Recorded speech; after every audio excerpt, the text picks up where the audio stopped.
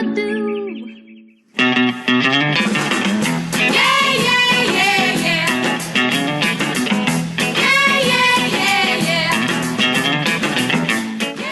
네, 과거의 역사를 통해 현재를 돌아보는 역사 평행 이론.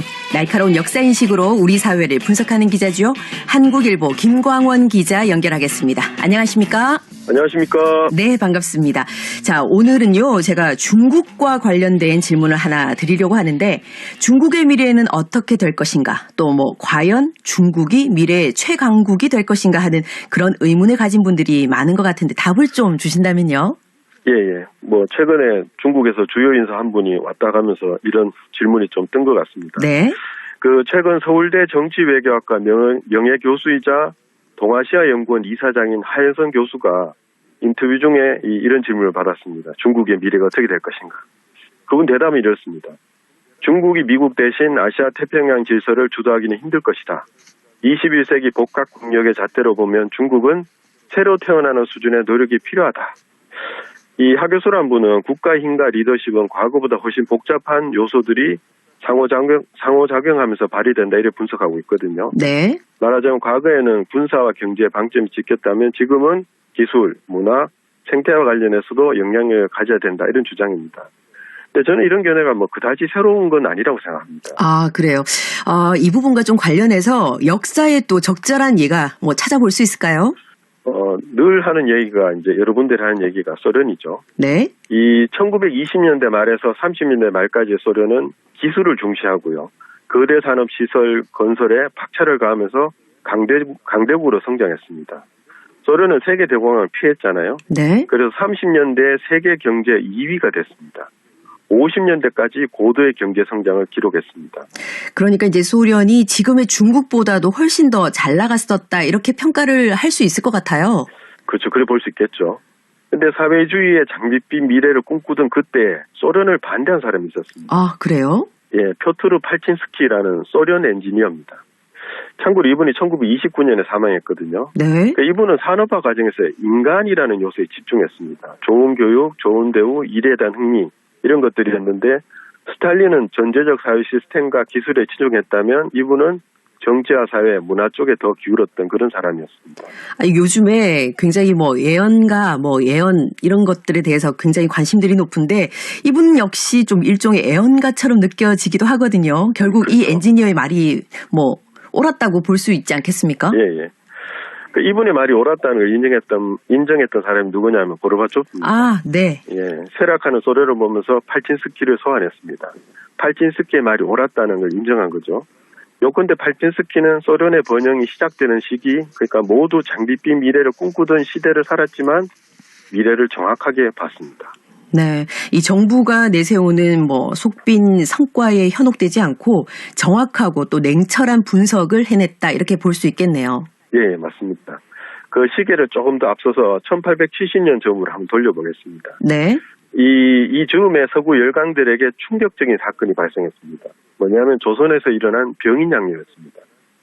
서구 세력이 처음으로 아시아에 패한 전쟁이 병인양요거든요. 네. 이와 관련해서 이코노미스트는 1870년 9월 24일자 기사에 이렇게 썼습니다. 프랑스가 조선에서 겪은 재난은 서구 열강들의 약화의 증거다. 네. 그 즈음에 서구 지식인들은 조만간 서양의 우위가 끝날 것이라고 봤습니다. 중국만 놓고 이야기하면 서양의 기술과 전쟁 무기 군수품을 도입했고요. 군사훈련도 서양식을 적용했습니다. 네. 기술도 빠르게 발전했고요. 부족한 기술은 그냥 돈으로 사면 됐거든요. 중국은 엄청난 기술과 자본으로 북양 함대를 만들었습니다. 근데 이게 실제로 이 함대가 어떤 여러 면에서 서구 함대를 능가한다는 평가를 받았습니다. 전쟁이 실제로 일어나면 아편 전쟁 1840년대죠. 그때와는 전혀 다른 양상이 전개될 것이다. 이렇게 생각을 한 사람도 있었습니다. 그 이후의 역사를 좀 알고 있는 상황에서 이렇게 들어보니까 조금 이상하긴 한데 1870년대에 살았던 서양인들에게 서구의 우위가 끝나간다 이런 분석은 정말 충분히 설득력이 있었겠다라는 생각도 들고요. 예. 또 다른 근거도 있어요. 중국인들이 서양인보다 덩치가 작죠. 그렇지만 자세히 보니까 노동력은 서양인 못지않았다 이런 결론이 나왔거든요. 그래서 중국인, 전체적으로 아시아인들이 경제적으로 성장할 가능성이 충분하다 이렇게 봤습니다. 그러나 이제 말씀하셨듯이 예상과 달리 1870년부터 서구가 세력한 게 아니고요. 이때부터 중국 침탈이 본격화됐습니다. 서구 세력을 대신해서 일본이 나서서 청나라를 손보기도 했습니다. 1894년이죠. 네. 일본은 소위 세계 최강의 중국 함대를 무너뜨렸습니다. 다만 서구 세력은 일본이 청을 완전히 짓밟는 것은 허락하지 않았습니다.